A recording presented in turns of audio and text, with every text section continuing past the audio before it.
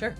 I beat that raccoon in a thumb wrestling match, but it turns out first prize was a rabies shot. Oh, hey there! Welcome back to Synthia Selects. Tonight, we're presenting the fantasy epic, The Magic Sword. And here to discuss it is the noted lover of history, fantasy, and historical fantasy, Tom Servo. Sir Servo, my lord, what's your archaic weapon of choice? Whoa, starting out with a hardball. The obvious answer is sword, but come on. Boring. I consider myself more of a mace man. You gotta love a spiked ball on a stick. However, in recent years, I've come to appreciate the reach of a mighty polearm, such as the halberd, or a simple ranged weapon like the English longbow. All of these have their pros and cons when fighting in the tournament or on the field of chivalric battle. Therefore, in closing, my choice is boomerang. Great answer! You know, a boomerang is basically a magic sword. It disappears from your hand, only to reappear moments later. Almost everything is magic if you don't understand physics. Well, like a boomerang, I'll return after the adventure of the magic sword. Synthia, flush them the episode! Just incredible. A movie as magical as a boomerang, right, Tom? Oh, hold up. I want to amend my weapon of choice. I now realize that I only chose boomerang because of some underlying abandonment issues. Something that always comes back is comforting to me. But it's a band-aid on a larger emotional issue, and I've worked on myself, forgiven myself, and I'm stronger now. In closing, my selection is blow dart. See? I could let go. Well, that's just great. Blow those darts and we'll be back to blow you away with another episode next time on Synthia Selects. Fare thee well, lords, ladies, and automatons!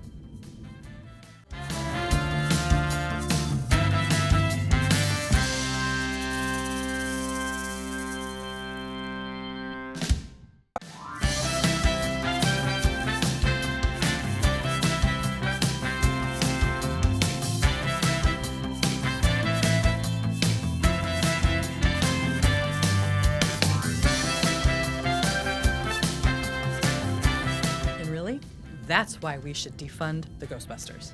Yeah? Oh. Well, hello, sinners, which is what I call my fans. And welcome back to Synthia Selects. Tonight we have for you the magic voyage of Sinbad. And I've got Jonah Heston on the line with me. Hi, Jonah. It's Synthia from work. Hey, Jonah, how do you feel about the myth of Sinbad?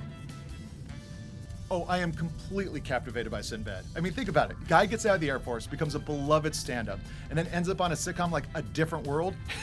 And don't even get me started on his film career. You got House Guest, you got First Kid, you got Jingle All the Way. It's one of the best Christmas movies of all time. It's a little weird that you said myth. Though, I guess I have to admit, hard to believe that one guy did all that. Oh, Jonah, you truly are from a different world. All right. Now let's set sail with the magic voyage of Sinbad. Synthia, flush them the episode. I haven't been on a voyage that magical since, well, ever. I've never been on a voyage of any kind. Oh God, the walls are closing in. I can't breathe out of my face. What's going on? Anything you'd like to add, Jonah? Yes, there is. Okay, I know this sounds crazy. But hear me out. Looking back on his vast body of work, I can only come to the conclusion that there are multiple Sinbads. We're through the looking glass here, people. Crow, give me my red string! Red string! Sign me up for your newsletter, Jonah, and we'll see you next time on Synthia Selects.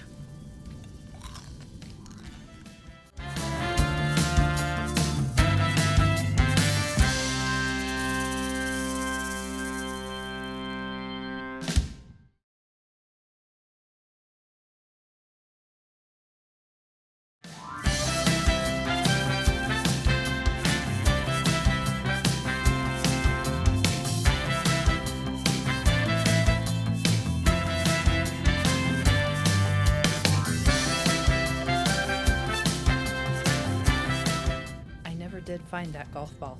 That's why I'm no longer allowed in Poughkeepsie. Oh, hello there, and welcome back to Synthia Selects. Our feature presentation tonight is Cave Dwellers, starring Miles O'Keefe. That's Kilometers O'Keefe for our friends overseas. And to discuss the episode is our good friend Crow T. Robot. Now, Crow, this overly complicated fantasy epic features a studly hero who begins hang gliding out of nowhere. Do you have any hidden skills? Oh, absolutely. But they'll stay hidden until the most dramatic moment possible. Until then, I lie in wait like a sleeper agent, waiting for the exact series of code words to activate my latent watercolor skills. Oh, shoot. Pretend you didn't hear that. My lips are sealed, just like my court records. Enjoy Cave Dwellers, everyone. Synthia, flush them the episode! And that was Cave Dwellers. You know, the last geometric nucleus I came across was a terrible math rock band playing the side stage at Lollapalooza. And I don't want to paint with a broad brush, but I don't get music. And speaking of painting, what did you think, Crow? Painting? I don't know anything about painting. I've never considered how best to replicate the way light shines through the gossamer thin fragility of a rose petal. No, my hidden skills are cool stuff like kung fu, kick flips. I promise you, you'll see. I promise you. I promise you. I'm cool. Thanks, Crow. Always a pleasure to have you on for one of your trademark existential crises. And from all of me here at Synthia Selects, remember, you are more than what you do, but not much more. We'll see you next time.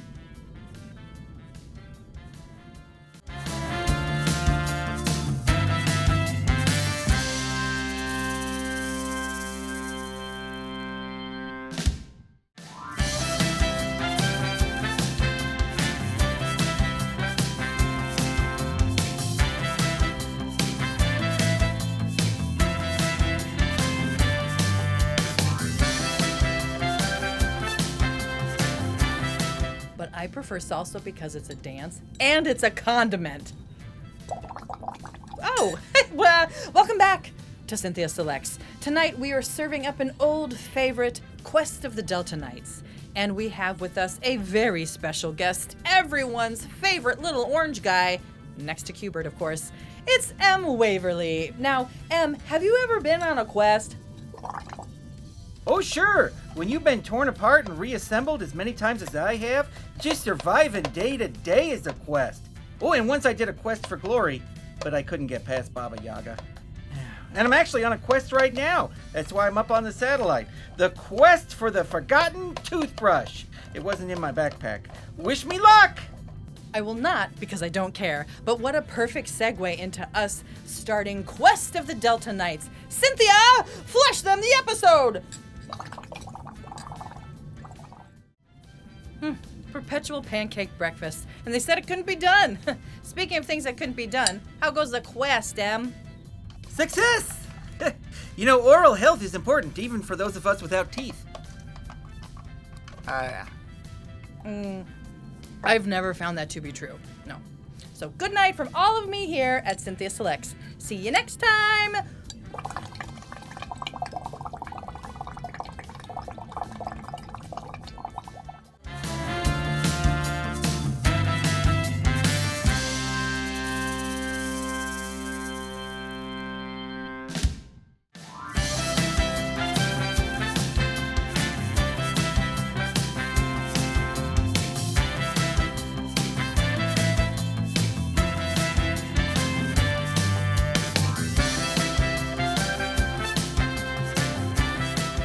That's why I cut out the middleman and started making bubble tea in my humidifier. Oh, hey there! Welcome back to Synthia Selects. Today we bring you Merlin's Shop of Mystical Wonders. And here to discuss it is our very own magical mystery bot, GPC. Now, GPC, why have I never seen a shop of magical wonders where I live? Good question. Well, Sadly, since the trade deregulation of the 1990s, more and more small-town wizard and pop shops of magical wonders are closing their doors and being replaced by mystical big-box retailers. These days, if you happen upon an old emporium of mystical delights, chances are it's not being run by a daft but lovable old wizard, but rather gutted and used as a co-op workspace or a CrossFit gym. I have it on good authority that the original Merlin's Shop of Magical Wonders was acquired by a private equity firm in 2018 and turned into a Buffalo Wild Wings. Sad, really. But on the bright side, I love wings. I keep the bones for personal projects. I've said too much. Well, I hope you like trenchant economic analysis because there's more to come in Merlin's Shop of Mystical Wonders. Synthia, flush them the episode! Wow, fantastic. Borgnine has never looked better. Now, is it me, GPC, or does magic always have dark, ironic consequences? Magic, like small business ownership, always comes with consequences. Sometimes it opens portals to unspeakable dimensions, and sometimes it requires that your hometown mystical shop be converted into a GameStop. Well, from all of me here at Synthia Selects, respect the arcane laws of the magical arts and shop local, and we'll see you next time.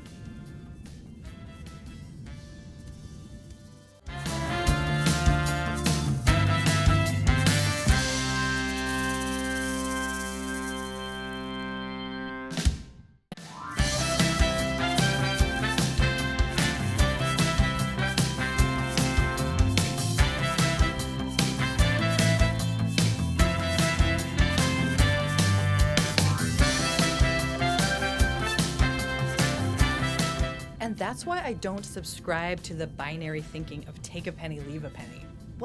Oh, hey there, hi there, ho there, you're as welcome as can be to Synthia Selects.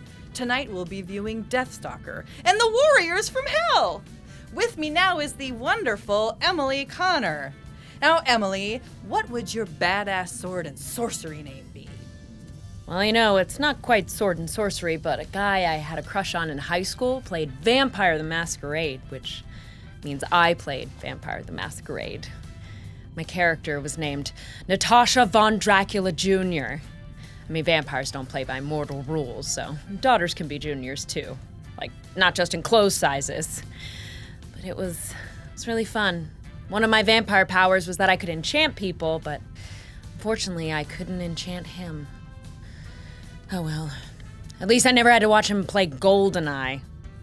Oh, that's so sad. GoldenEye rules. I live my life on slappers only. Anyway, let's roll +5 excitement for Deathstalker and the Warriors from Hell! Synthia, flush them the episode!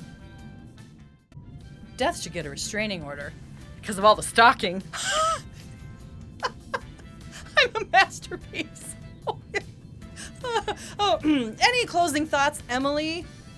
In hindsight, it was all for the best. Natasha Von Dracula cannot be tied down! Also, I don't know if I could have kept up with the Mountain Dew intake. Too much Mountain Dew can be extreme. Fire today! Thanks for joining us, by which I mean me, here at Synthia Selects. And remember, never trust a sorcerer that doesn't have crescent moons on his hat. See you next time.